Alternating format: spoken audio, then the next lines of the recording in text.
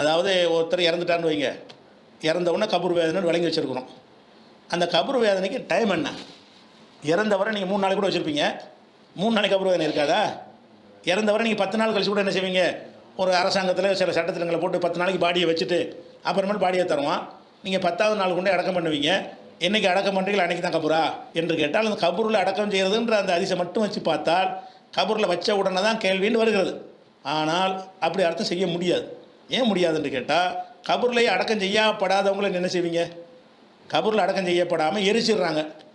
அவங்களுக்கு கபூர் வேதனை உண்டா? உண்டு.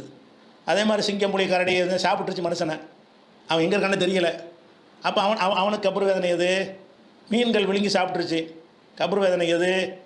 அது மாதிரிலாம் இருக்கிறது. கபூர் வேதனைங்கிறது மண்ணுக்குள்ளே அடக்கி அங்கே தான் நடக்குதுன்ற அர்த்தம் வச்சோம் என்று சொன்னால், கபூர் வேதனையிலேருந்து இந்த எரிக்கப்படுற எல்லாரும் தப்பிச்சுக்கிடுவாங்க. முஸ்லீம் மட்டும் தான் கபூர் வேதனைன்னு வந்துடும். அப்படி அர்த்தம் கிடையாது. சொல்லப்போனால் கபூர் வேதனைங்கிற கபூரில் வச்ச பிறகு தான் நீங்கள் அதுக்குன்னு எல்லாம் ஒரு டைம் வச்சுருப்பான். டயத்தை நமக்கு சொல்லலை. உரிய டயத்தில் நீங்கள் அடக்கிட்டீங்கன்னு சொன்னால் கபூர் வேதனை அப்போ ஆரம்பிச்சிடும். நீங்கள் தாமதப்படுத்துனீங்கன்னா, நீங்கள் தாமதப்படுத்துறதுக்காக எல்லாவும் தாமதப்படுத்த மாட்டான். இது லாஜிக்காக வழங்குற விஷயம்.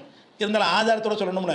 ஆதாரத்தோடு சொல்வதாக இருந்தால், புகாரில் 1289வது ஹதீஸில் ஒரு செய்தி வருது. என்ன வருதுன்னு கேட்டால், ரசூல் ஸல்லல்லாஹு அலைஹி வஸல்லம் அவர்கள் ஒரு யகூதி ஜனாசா, யூத பெண், அவங்களுடைய ஜனாசா இருக்குது.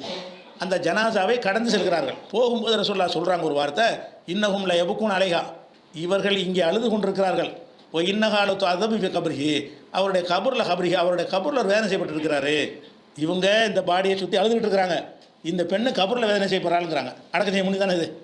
அதான் அடக்கம் செஞ்சவனு தான் கபூர் வேதனை என்று சொன்னால், ரசூலுல்லாஹ் இதை எப்போ சொல்கிறாங்க? அடக்கம் செய்யப்படாத பாடி அதை சுற்றி அழுதுகிட்டு இருக்கிறாங்க.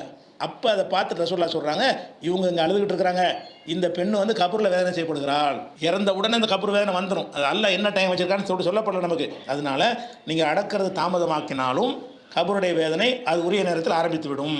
நீங்கள் அடக்கவே செய்யாவிட்டாலும் கபூருடைய வேதனை ஆரம்பித்து விடும். எரிச்சு சாம்பலாக தூவி உலகம் பூரா பரப்பி விட்டாலும் கபூருடைய வேதனை ஆரம்பித்து விடும். அதான் நம்முடைய நிலைப்பாடு.